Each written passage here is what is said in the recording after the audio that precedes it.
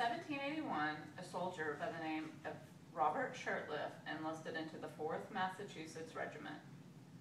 Shortly after Robert enlisted, he was shot in the leg, dug out the bullet, and nursed the wound without proper medical attention. Why, you might be wondering? Because Robert did not want the officials to find out that he was actually Deborah Sampson, a young woman who was rebelling against the laws of her government to fight for her country.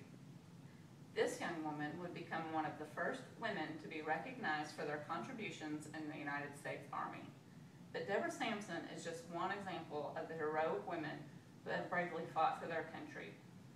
Despite the laws that were against them and the consequences they would have to face, these women, like Deborah Sampson, helped pave the way for all female soldiers and open doors to military careers that would otherwise have been impossible.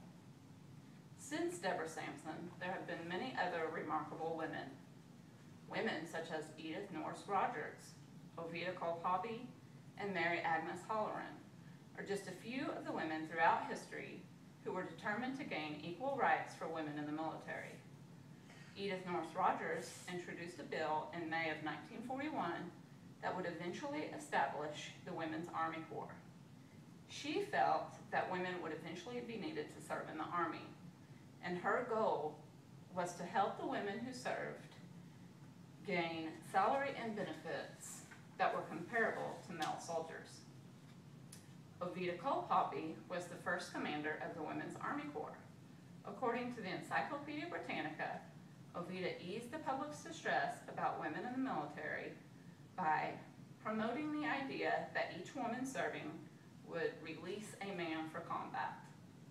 Another important woman to the military is Mary Agnes Halloran. She entered the Women's Army Corps in 1942. She was named commander of the 1st Battalion to go overseas. In 1945, she advanced to lieutenant colonel, and 1 year later, in 1946, she became deputy director of the Women's Army Corps. The following year, she became director. While serving in the Women's Army Corps, she was an advocate for the integration of women into the regular Army. And on June 12, 1948, with the Women's Armed Service Integration Act, Colonel Halloran became the first woman to receive a commission into the regular Army. Women from early American history have helped to inspire and encourage organizations and women of our more recent history. One such organization includes the Women's in Defense organization. The article, Women in Defense, a national security organization, says that Women in Defense is cultivating and supporting the advancement and recognition of women in all areas of national security.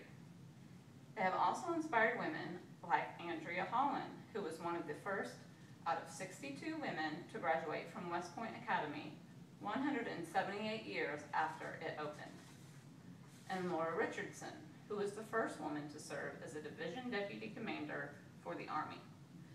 Christy Van Over, author of Army's first female division deputy commander to lead America's first team, writes, although the Army Chief of Staff's March 9th announcement was historical for women and coincidentally made during Women's History Month, Richardson said she is humbled by the opportunity.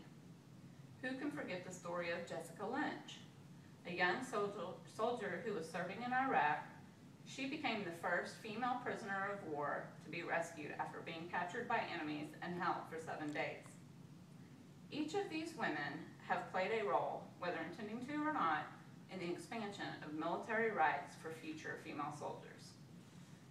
From the women that I have mentioned, who have made history by becoming a first, to the everyday female soldiers, these women deserve recognition for their hard work, courage, and persistence, which they have displayed throughout the years.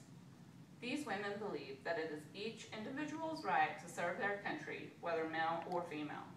They were not afraid to stand up against the government for what they believe.